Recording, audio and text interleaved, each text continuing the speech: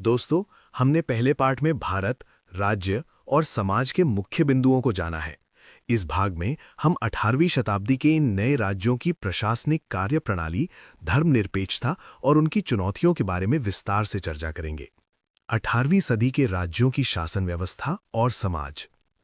प्रशासनिक और आर्थिक ढांचा। मुगल विरासत। उत्तराधिकार वाले राज्यों ने मुगलों की कार्यविधि, प्रशासनिक ढांचे और संस्थाओं जैसे राजस्व व्यवस्था को सीधे अपनाया। अन्य राज्यों ने भी थोड़े बहुत बदलाव के साथ इसी ढांचे को स्वीकार किया। शांति और व्यवस्था। इन राज्यों के शासकों ने अपने क्षेत्रों में शांति बहाल करने और एक व्यावहारिक आर्थिक व प्रशासनिक ढांचा खड़ा करने का प्रयास किया। स्थानीय शक्तियों पर नियंत्रण। शासकों ने निचले स्तर के अधिकारियों, छोटे सरदारों और जमींदारों की बढ़ती ताकतों को कम करने की कोशिश की, ताकि केंद्रीय सत्ता मजबूत बनी रहे। शक्तियों का विकेंद्रीकरण। राजनीतिक बदलाव। अधिकांश राज्यों में राजनीतिक अधिकारों का विकेंद्रीकरण हुआ। लाभार्थी।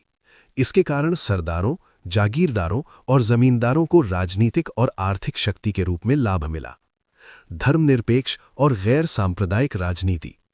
भेदभाव का अभाव। इन राज्यों की राजनीति काफी हद तक धर्मनिरपेक्ष रही।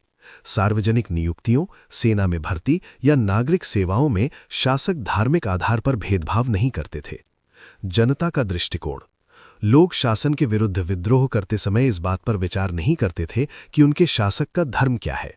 शासकों की आर्थिक और राजनीतिक प्रेरक शक्ति समान थी। अराजकता के मिथक का खंडन। गलत धारणा। अक्सर ये माना जाता है कि मुगलों के पतन के बाद चारों ओर अराजकता फैल गई थी, लेकिन ये पृष्ठ स्पष्ट करता है कि राज्यों ने कानून व्यवस्था बनाए रखी थी। अव्यवस्था का असली कारण। 18वीं शताब्दी में प्रशासन और अर्थव्यवस्था में जो भी अव्यवस्था दिखी, वो वास्तव में ब्रिटिश हस्तक्षेप और अंग्रेजों द्वारा चलाए गए विजय अभियानों का परिणाम थी। आर्थिक चुनौतियां और विफलताएं। आर्थिक संकट। 17वीं सदी से शुरू हुए आर्थिक संकट को रोकने में ये राज्य पूरी तरह सफल नहीं हो सके। जमींदारों का वर्चस्व।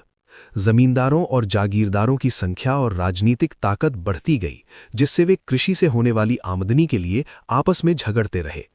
किसानों की स्थिति। आपसी झगड़ों और कर के बोझ के कारण किसानों की हालत दिनों दिन बिगड़ती चली गई।